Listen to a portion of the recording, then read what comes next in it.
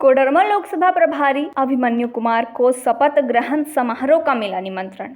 हजारीबाग के वरिष्ठ भाजपा नेता कोडरमा लोकसभा प्रभारी अभिमन्यु कुमार को शपथ ग्रहण समारोह में शामिल होने के लिए निमंत्रण मिला। इनके अथक प्रयासों से निर्वातमान सांसद अन्नपूर्णा देवी ने झारखंड में सबसे अधिक मतों से विजयी हुई हैं। इन्होंने प्रेस वार्ता कर जनता प्रशासन मीडिया को चुनावों में सहयोग करने के लिए आभार प्रकट किया तथा कहा कि मोदी जी के नेतृत्व में भारतीय जनता पार्टी तीसरी बार सरकार बनाने जा रही है। संभावना है कि मंत्रिपरिषद में झारखंड को मोदी जी अवश्य स्थान देंगे। समारोह है, आपको आमंत्रित किया गया है, आप कोडरमा के प्रभारी थे, कैसा अनुभव हो रहा है, क्या कहना चाहते हैं? बहुत खुशी का अनुभव है। सबसे पहले तो भारतीय जनता पार्टी की देश में तीसरी बार सरकार बनी है।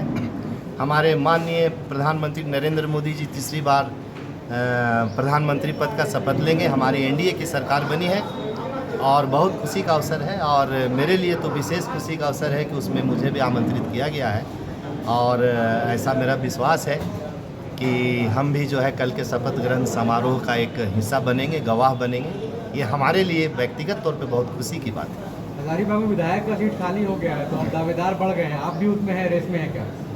अगर पार्टी हमें उचित अवसर देगी तो हम एक कार्यकर्ता की तरह चुनाव को लड़ेंगे।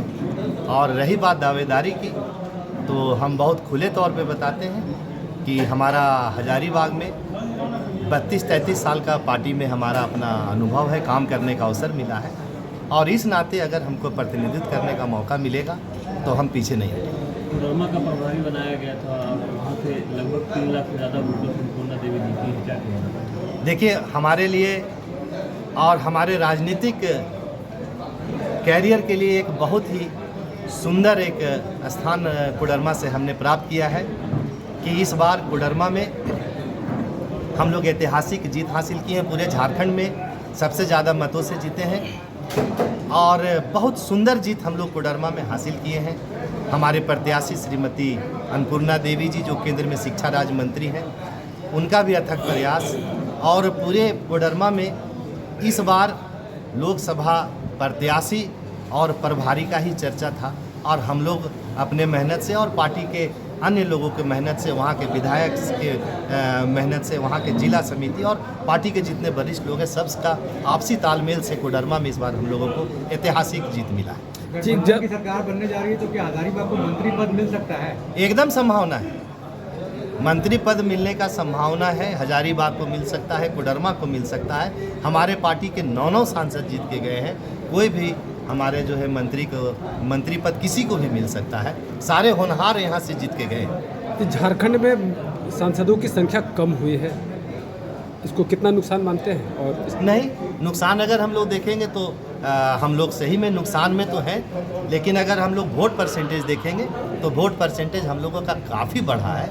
ये अलग बात है कि हम लोग 1-2 सीट से पिछड़ गए हैं, लेकिन आने वाले दिन में जो भी हमारा अपना नुकसान हुआ है इसका भरपाई हम लोग खुद करेंगे, हमारी पार्टी करेगी, हमारी पार्टी के कार्यकर्ता करेंगे। जी, आने वाले वक्त में विधानसभा का चुनाव होना है और आपने एसटी सीट जो है उसमें एक भी जगह पर कोई सीट नहीं जीता है और बगैर आदिवासियों की मदद लिए झारखंड में सरकार बनाना शायद नामुमकिन है।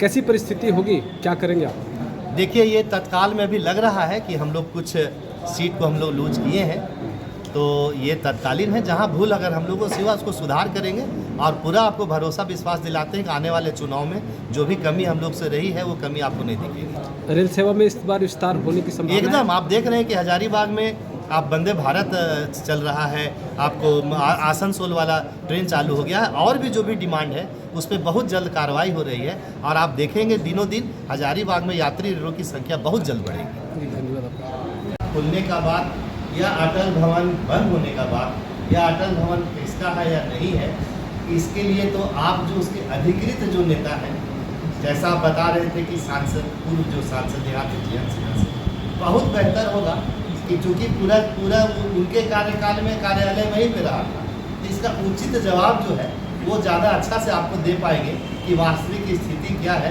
क्योंकि हमारा उसमें अब हमारा वहाँ से कोई लेना देना तो है नहीं। मेरा क्या है कि अगर जहाँ भी भारतीय जनता पार्टी का कार्यालय या कार्यक्रम होगा तो वो चाहे जहाँ भी होगा, जहाँ हमको सूचना हो, जहाँ हम ऑथेंटिक जाने के लायक हो, वहाँ हम जाते हैं। तो वो कार्यालय किसका है, किसके अधिकार क्षेत्र में, आज तक कभी हम लोग इतना जानकारी प्राप्त करने का हम लोग कभी ऐसा अवसर भी नहीं आया और जानना भी नहीं चाहिए।